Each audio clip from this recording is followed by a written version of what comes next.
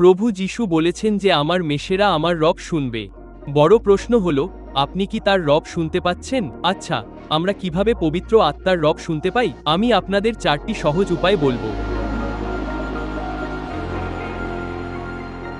প্রথমত, পবিত্র আত্মার রব সর্বপ্রথম আসে শাস্ত্রের প্রাণবন্তকরণের মাধ্যমে। আমরা জানি যে শাস্ত্র একটি পৃষ্ঠায় মুদ্রিত আকারে লেখা হয়, এবং এমন সময় আসে যখন আপনি শাস্ত্র পড়ছেন এবং হঠাৎ করে কোনো কিছু আপনার চোখে পড়ে যায় বা সবকিছু বড় অক্ষরে লেখা হয়ে যায়।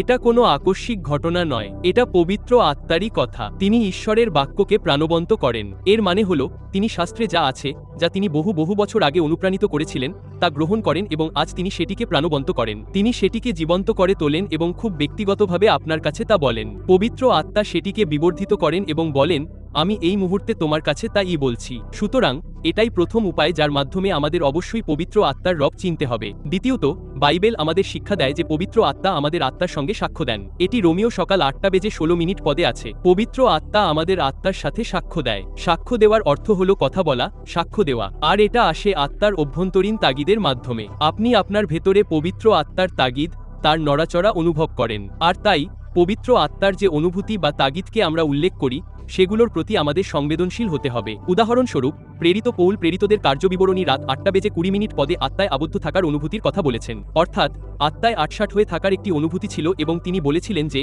পবিত্র আত্মা আমাকে বলছিলেন যে আমার জন্য শৃঙ্খল ও দুঃখ কষ্ট অপেক্ষা করছে। তৃতীয়ত, আমরা আত্মার কণ্ঠস্বরকে অন্তরের বাণীর মাধ্যমে চিনতে পারি। এখন ঈশ্বরের বাণী অনেক সময় শব্দ ছাড়াই প্রেরিত হয়। আমরা শব্দসহ কণ্ঠস্বরে অভ্যস্ত, কিন্তু যখন ঈশ্বর কথা বলেন তখন তা এমন এক কণ্ঠস্বর যা অগত্যা শব্দসহ আসে না। এটা এমন কিছু যা আপনার আত্মার মধ্যে আপনি জেগে ওঠে। আমরা একে ভবিষ্যৎবাণীমূলক উক্তি বলি। এটা আপনার আত্মার মধ্যে আপনি বুদবুদের মতো জেগে ওঠে। শব্দগুলো যেন বুদবুদের মতো বেরিয়ে আসে। হঠাৎ করেই আপনার আত্মার মধ্যে একটি জ্ঞান আবির্ভূত হয় বলে মনে হয় যেন আমরা জানতে পারি, অথবা কখনো কখনো আমরা বলি যে আমাদের আত্মার মধ্যে একটি তথ্য প্রবাহ ঘটে। হঠাৎ করেই আপনি অনেক তথ্য সম্পর্কে সচেতন হয়ে ওঠেন। এটা কি? এটা হলো পবিত্র আত্মার কথা। আত্মার কণ্ঠস্বর আপনার আত্মার মধ্যে প্রবেশ করে, কোনো শব্দের মাধ্যমে নয়, বরং কেবল একটি অর্পণের মাধ্যমে, তথ্যের একটি প্রবাহ, উপলব্ধির একটি প্রবাহ। এটাই আপনার আত্মার মধ্যে আত্মার কণ্ঠস্বর। এবং পরিশেষে আমরা ভবিষ্যৎবাণী, দর্শন এবং স্বপ্নকে চিনতে পারি। পবিত্র আত্মা ভবিষ্যৎবাণীর মাধ্যমে আমাদের সাথে কথা বলেন। এটি হলো অন্য লোকেদের উদ্দেশ্যে প্রেরিত অনুপ্রাণিত উক্তি। তিনি দর্শনের মাধ্যমে আমাদের সাথে কথা বলেন, যা হলো এমন ছবি যা তিনি আমাদের আত্মার মধ্যে দেখতে দেন, এবং স্বপ্নের মাধ্যমেও কথা বলেন, যা তিনি আমাদের ঘুমের মধ্যে দেখতে দেন।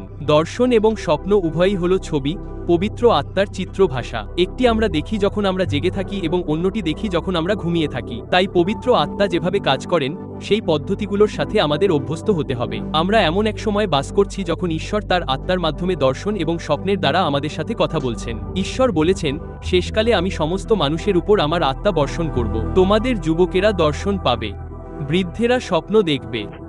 আমরা তাদের সময়েই বাস করছি। আসুন পবিত্র আত্মার বাণী শোনার জন্য আমরা আমাদের আত্মাকে উন্মুক্ত করি। যখন তিনি শাস্ত্রের মাধ্যমে, অন্তরের সাক্ষ্যের মাধ্যমে, অন্তরের বাণীর মাধ্যমে, ভাববাণীর মাধ্যমে, দর্শন ও স্বপ্নের মাধ্যমে আমাদের সাথে কথা বলেন, তখন ঈশ্বরের আত্মা কথা বলেন এবং ঈশ্বরের মেষেরা তার বাণী শোনে।